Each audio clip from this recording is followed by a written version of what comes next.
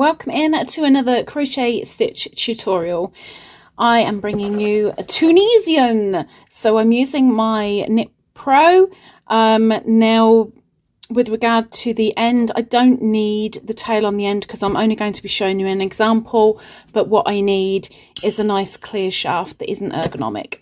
So I'm going to be using some scrap to show you this example, and it's a really nice, easy stitch. If you are unsure about any of Tunisian, have a look at the Tunisian playlist maybe, and give it a go. Give it a go. So pinstripes is worked with an even number of stitches, so we chain an even number. So 1, 2, 3, 4, 5, 6, 7, 8, 9, 10, 11, 12, 13 and 14. Now I will say very quickly that with Tunisian it does have a tendency to curl up.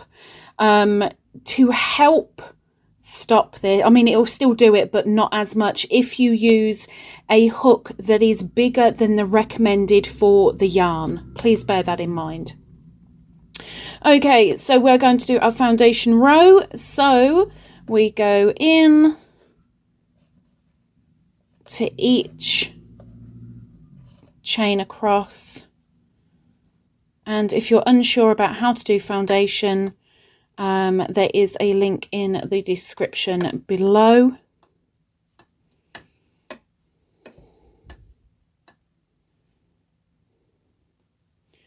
So just go into each of those chains all the way across until you get to the end. I have a knot. Thank you.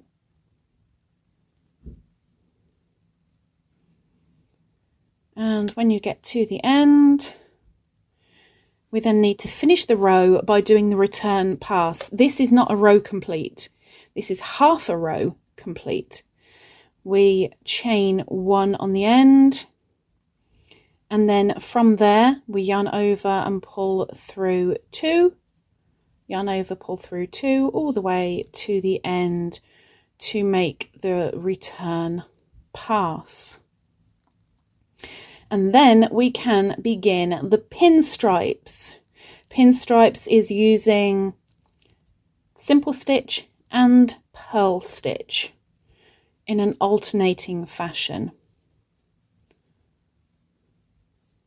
So now the row is complete and we have our posts, which is what we're going to be using now.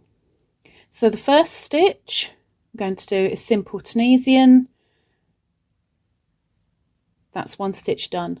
The next I want to do a purl.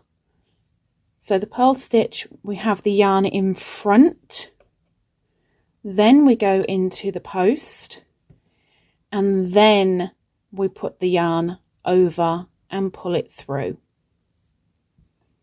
Keep that yarn at the back because the next one is a Tunisian simple stitch, where we go in, we yarn over and pull through, then bring the yarn to the front. There's the post that we're going to go into. We make sure that that yarn is in front of that. We go into that post, then bring the yarn up and over the hook and pull through. Keep that yarn back because the next one is a Tunisian simple stitch. Yarn over, pull through, bring it forward to do a purl stitch, up and over, simple stitch, and purl, and you are literally just alternating the stitches. Next is simple, then purl, so we bring it forward, up and over, simple, over and through, purl, forward, up and over. And that last one, to keep a straight edge, we literally go so that we have the front and the back of the stitch on the hook. Yarn over, pull through. That chains up one. And then go through one, go through two, go through two, go through two for the return pass, all the way to the end to complete that row.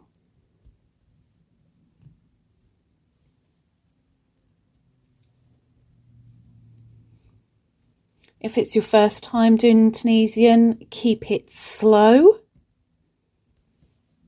Look where your yarn is, look where it's going, and you will pick it up fairly quickly. Okay, so here we go again. So if you remember on the very first one we did a Tunisian simple stitch. So in we go for a simple stitch. So into the post, over and pull through one. You should have two on your hook. Next we need to do a purl because we're alternating. So we'll bring in that yarn forward. We're going into the next post, bringing that yarn up and over the hook to bring it through. Keep that yarn back because the next is going to be a simple stitch. Next is a purl, so we bring in the yarn forward into the post and then bringing the yarn up and over the hook to bring it through.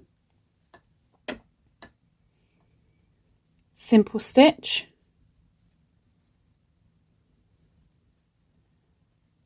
purl stitch,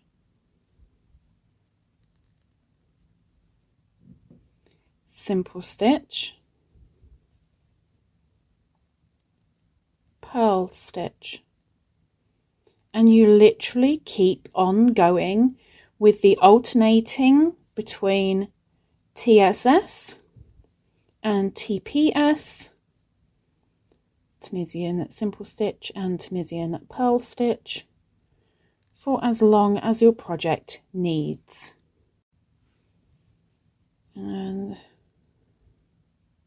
going in for a simple stitch, and then that one on the end, we can just about see that last post. It's a purl, bring it over, bring it through, and then making sure that on the end, so we keep that straight edge, we go through both parts of the very last stitch, yarn over, pull through that one,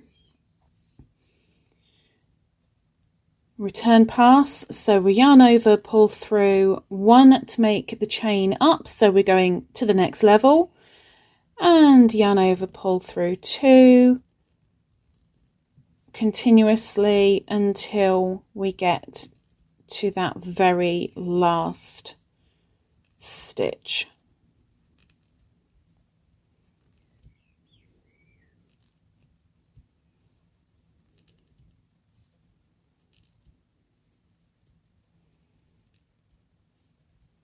Like so, and that is it.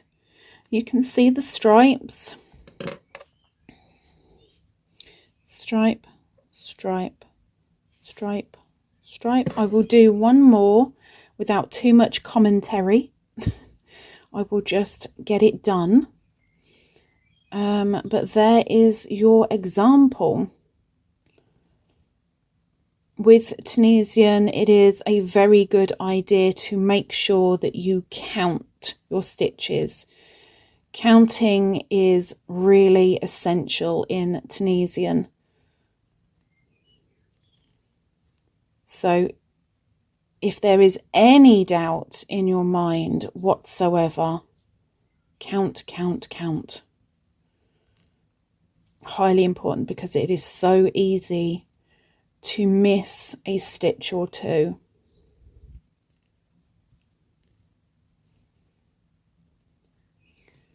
Coming up to the end, been alternating all the way. That's my last simple stitch, my last purl stitch, go into the end to have a nice straight edge, chain one, and then we finish the row with a return pass.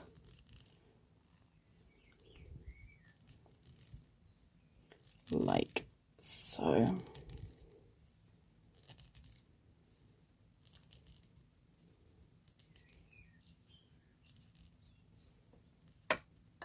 And there we have our example of pinstripes.